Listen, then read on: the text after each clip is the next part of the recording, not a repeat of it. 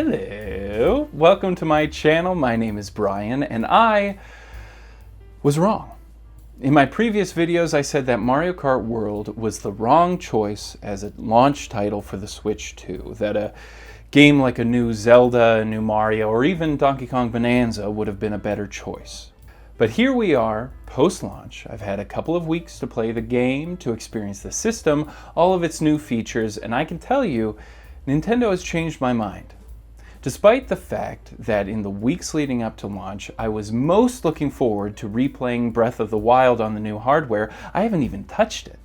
I've exclusively played Mario Kart World and, to a much lesser degree, Nintendo Switch 2 Welcome Tour, but I'll talk about that later. No, it's been Mario Kart World that I've been most engrossed with, and I've seen all kinds of reviews, for and against. But regardless of how you feel about the game, I believe that Mario Kart World... Excuse me, I'm recording a video? Sorry about that. I think that Mario Kart World was the right choice for launch title with the Switch 2. Let me tell you why.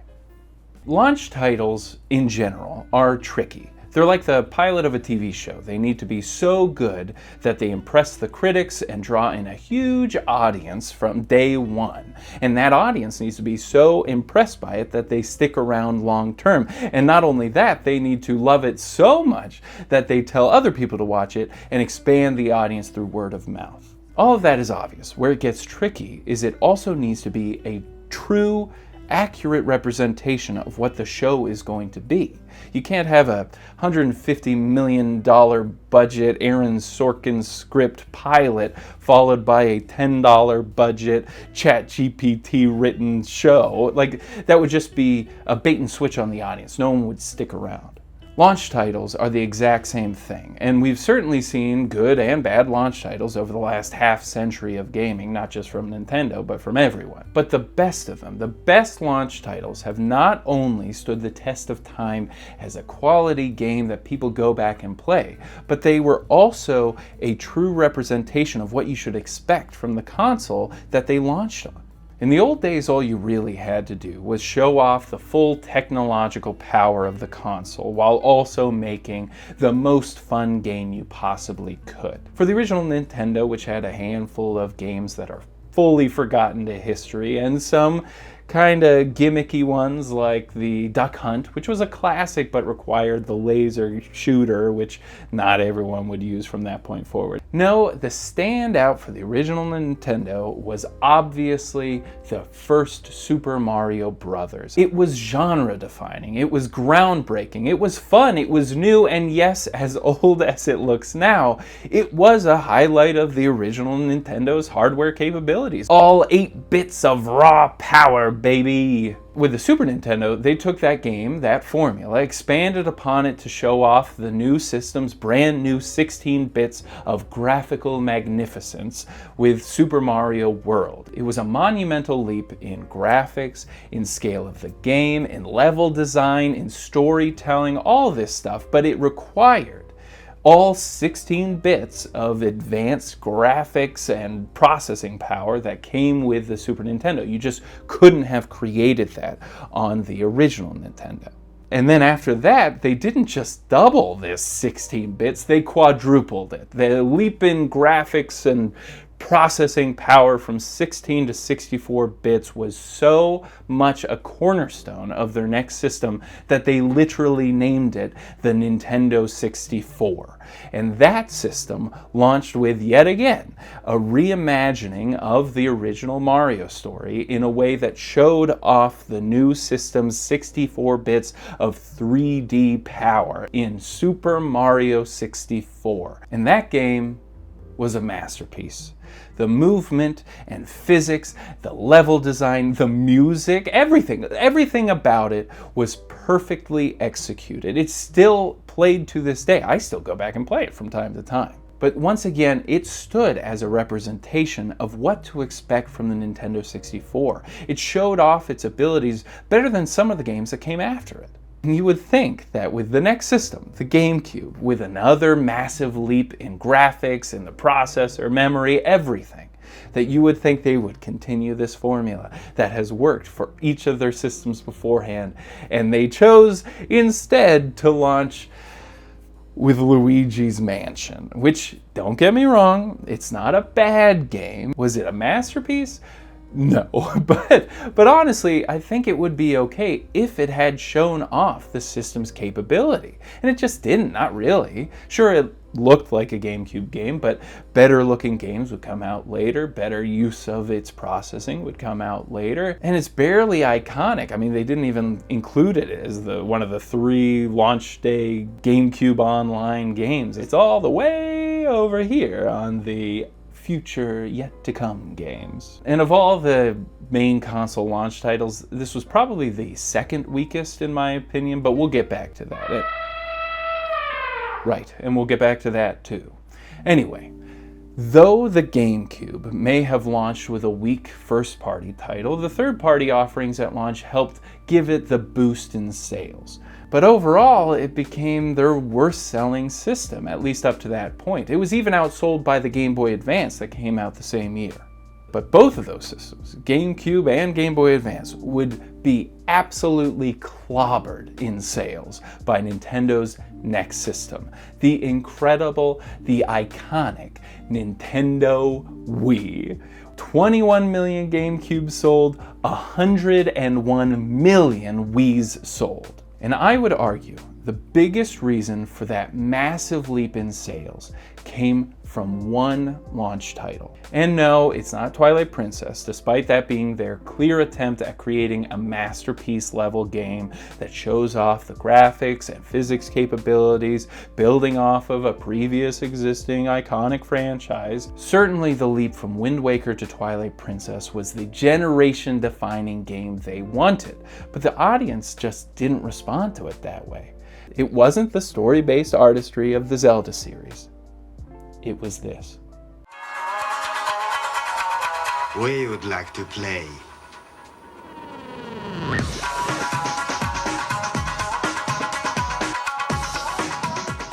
Wii Sports was, in my opinion, the greatest launch title in the history of Nintendo. Truly one of the greatest launch titles of any console in history. And not because it is a better game than any of the others, not because I would want to play it at any point outside of pure nostalgia. No, it was the greatest launch title because they took a massive swing with the Wii's motion controls. And in Nintendo's long history of gimmicks and weirdo console accessories, none of them stood the test of real-world gameplay like the Wii did. And that is exclusively thanks to the Wii series of games. Wii Sports, Wii Fit, all of them. Wii Sports told the world that the Wii was more than a video game console. It was a toy for the whole family.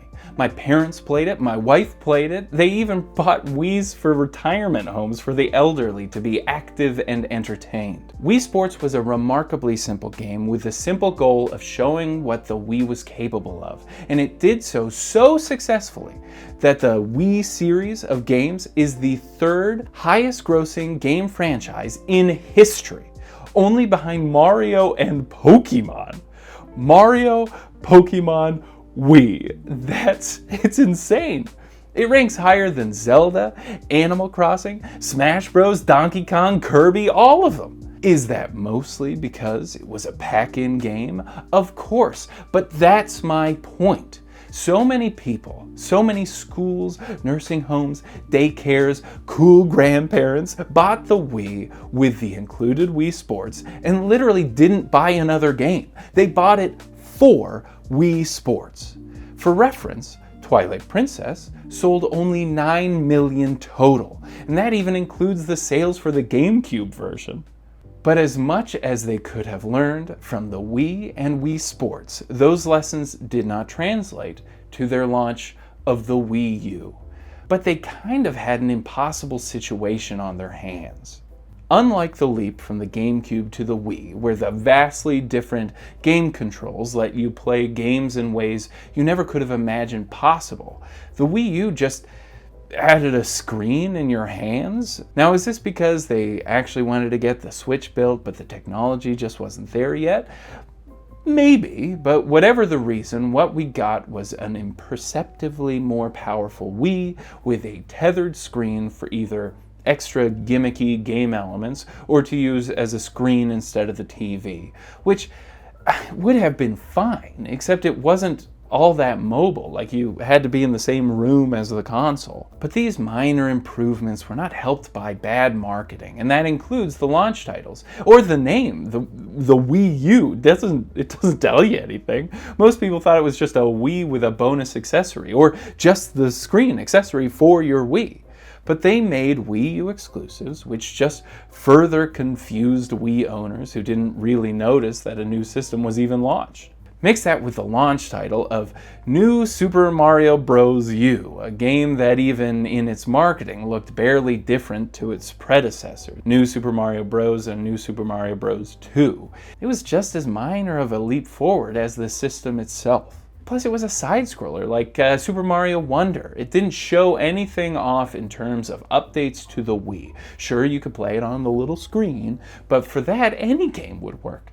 No, they fumbled that launch in every possible way, and the Wii U remains the lowest selling system in Nintendo history. But just when you thought Nintendo was out, they released the Switch, one of the greatest consoles in history. From worst selling to their best selling, they made the groundbreaking decision to stop making separate consoles and handhelds, joining them together into one perfect console. And here they tried the exact same strategy they had with the Wii, a brand new Zelda game and a gimmick game that showed off the new controls. But this time it was Zelda that took the place at the top of the launch title podium. 1-2 Switch, that was an afternoon game, no real longevity, everyone stopped playing it after week 1. But Zelda, it was the masterpiece that the Switch needed. Because yes, the Joy-Cons have all kinds of crazy features and tech built into them, just like the Wii's motion controls, but we'd been there, done that. The real selling point of the Switch was not the fancy new controls. It was that you could play console-quality games on a Game Boy. By launching with Breath of the Wild, they showed the world that handheld gaming no longer had to be a massive compromise over consoles. Sure, the Switch was underpowered, so it was a bit of a compromise over its console competitors. Even compared to the tablet technology of the time, it was underpowered. But that only makes Zelda that much more effective as the launch title. They showed that with a bit of art design, leaning into the limitations of the handheld graphics card, they could make a game that was even better than the offerings of their much beefier non-mobile console competitors. Sure, they looked better. Well, actually, arguably they looked better. I love the art style of Breath of the Wild. But Breath of the Wild is an incredibly fun game. You can explore the world. It has so much to it, and they packed it into such a tiny console, and that is the pitch they needed for the Switch. Breath of the Wild defined the Switch as a home for complex, entertaining, groundbreaking, and beautiful games that you can fit into your backpack, play on the go. And all of this leads to the Switch 2, and the question of how do you define the Switch 2? Well, if their marketing is to be believed, it is simply a better built, more powerful, bigger, better version of the Switch that we've all come to know and love for the last 8 years. And to me, that's exactly what we needed. I personally didn't want a swing for the fences, full reimagining of the gaming experience. I just wanted a Switch with a modern chipset and better graphics. Even its name, the Switch 2, tells you exactly what to expect. It is a true direct sequel to their best-selling console. It can play your Switch games, only smoother with better graphics and frame rates. It can play third-party AAA titles without massively compromising their gameplay and graphics.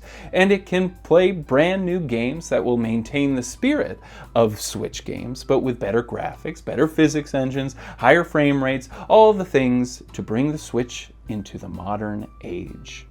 And it's these promises of the Switch 2 that are exactly what they showcased with the launch titles. We got the upgraded Zeldas to give a one-to-one comparison of just how much stronger the hardware is. We got third-party AAA ports, but not just any third-party AAA ports. We got, among others, Cyberpunk, one of the most famously unstable games in recent history. A game that crashed on PlayStation 4 Pros, a game that pushed PC graphics cards to their limits, a game that took years to update and patch into a stable build.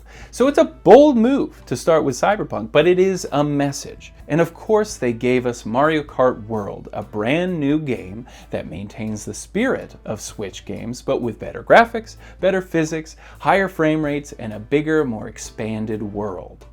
But you could argue that any sequel to a Switch-era game would show off better graphics and physics and all of that. And though that is true, Mario Kart was the best choice for a handful of reasons.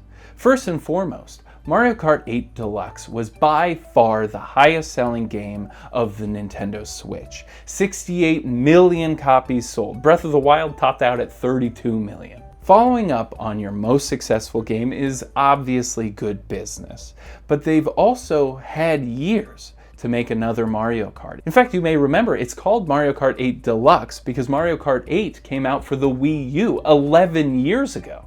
And Deluxe is just the updated Switch version with some new features, new mechanics, and of course, all the new tracks. The Switch never got its own unique Mario Kart, only the upgraded version of 8.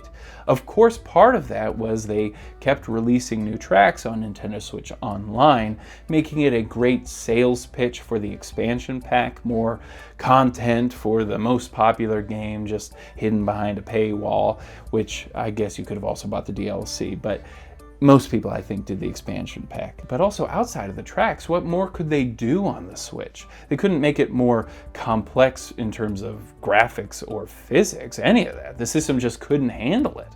No, they had to wait for the Switch 2, and I think it was very wise of them to make it the launch title.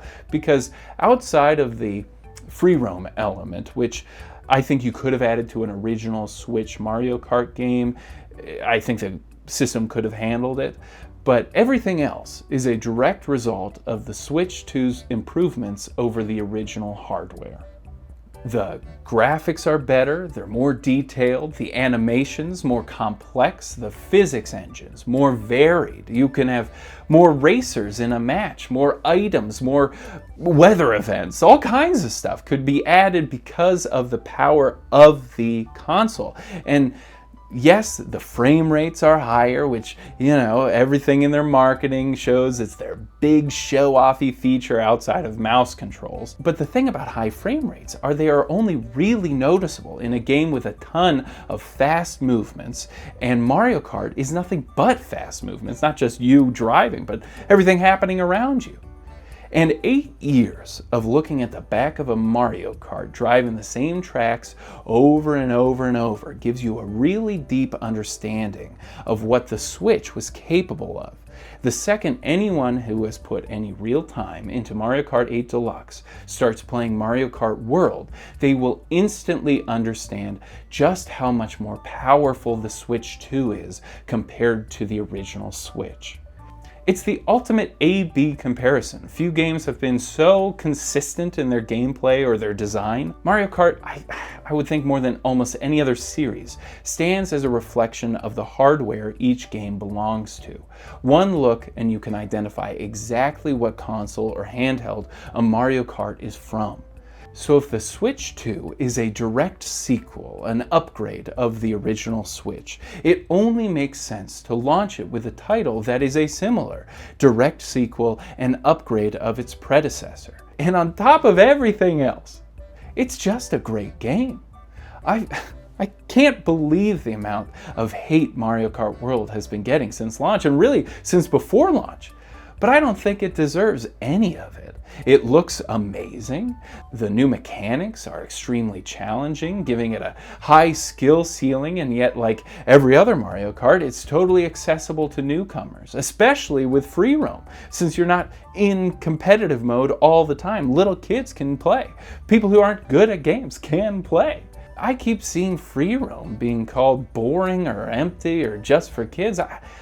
I don't feel that way at all. Maybe it's just because I'm not that competitive of a gamer that I would more often prefer to cozy up and explore a world at my leisure, but I have found myself playing more free roam than actual races. And I've also found that the little P-button challenges have been such a useful tool in practicing the new boost and jump and grind and flying mechanics. That being said, the Grand Prix are beautifully designed. I don't personally mind the connection races, the ones that are more straight shot between the traditional tracks. I was actually pretty worried about those being too linear and potentially boring, but I haven't found them much less enjoyable than the 3-lap courses, and it's a nice change of pace. Maybe, as a critique, there's a bit too much of the connection races and not enough of the Grand Prix.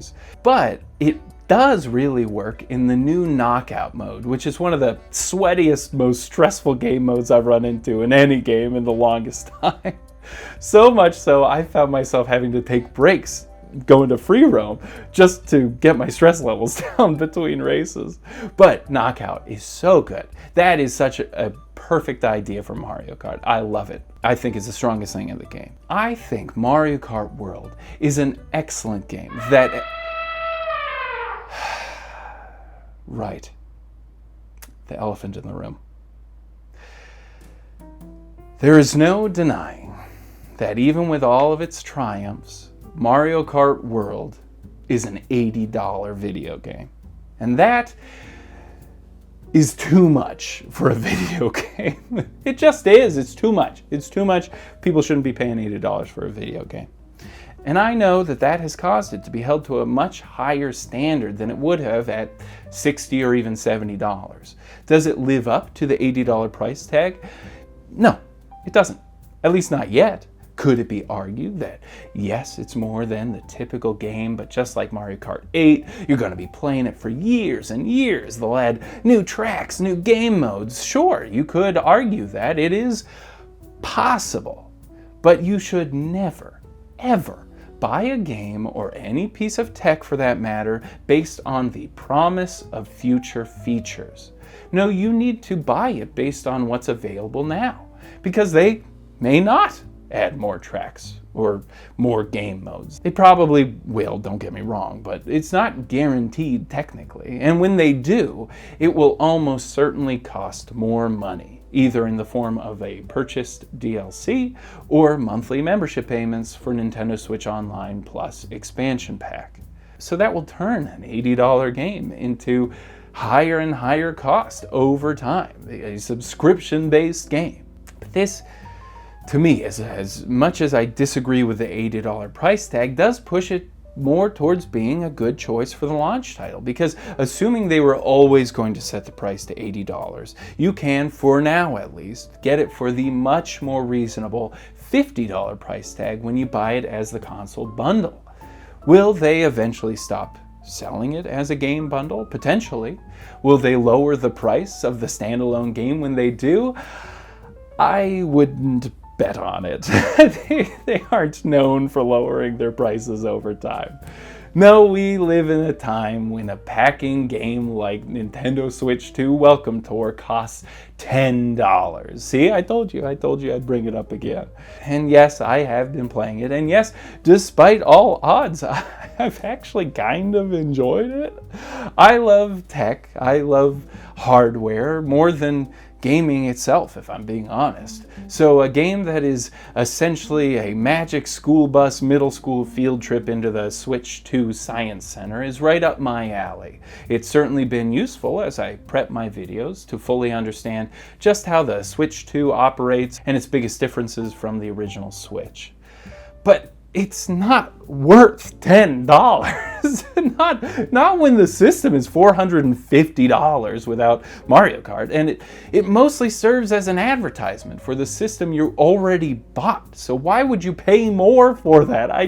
It doesn't make any sense. I know they put time into it and I know it's well made, but $10. It should be free. It should have been free. It should have been a pack-in game included with every Switch 2 to convince people why buying their Switch 2 was a good idea in the first place. And if it was, I'd be shouting from a mountaintop that everyone should play it, get a better sense of what the Switch 2 is capable of, get an idea of all the hardware they put into it. But alas, Switch 2 Welcome Tour will join the ranks of 1-2 Switch and all the other forgettable first-party launch titles that showed off gimmicks in the game over the years. Mario Kart World, on the other hand, time will tell if it will be as beloved as Mario Kart 8 Deluxe. I think it really depends how long this console generation lasts, but I can tell you that it's the right game for the moment. Just like the Switch 2 itself, it looks great. It is modern, but it is essentially the same as its predecessor, just with some fancy upgrades and the promise of expansion in the future. If better graphics, higher frame rates, 4K HDR, all of that new tech is something you appreciate, something you value more than extra features and extra games, then the Switch 2 and Mario Kart World are right for you right now. But if you want more than that, if you want completely new ideas, experimental gameplay, if you don't want to rely solely on the generational tech update, then wait. Wait to get a Switch 2 until there's more offerings, because it is just this handful of third-party titles. It is just Mario Kart, which is great. But is it enough? That's up to you. Mario Kart World reflects exactly what you are getting with the Switch 2, at least for now.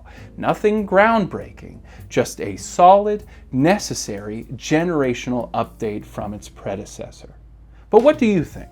Was there another series that could have shown off the graphics, physics, and frame rates better than Mario Kart? Have you played it and found it so revolting that every ounce of hate is deserved? Let me know in the comments below. If you enjoyed this video, please give it a like and remember to subscribe to see all the gaming and tech content to come. Consider following me on Instagram and Twitch to be notified when new videos are posted and to watch me when I go live. And if you are still here, thank you so much for sticking around. That'll do it for this one. Until next time, peace!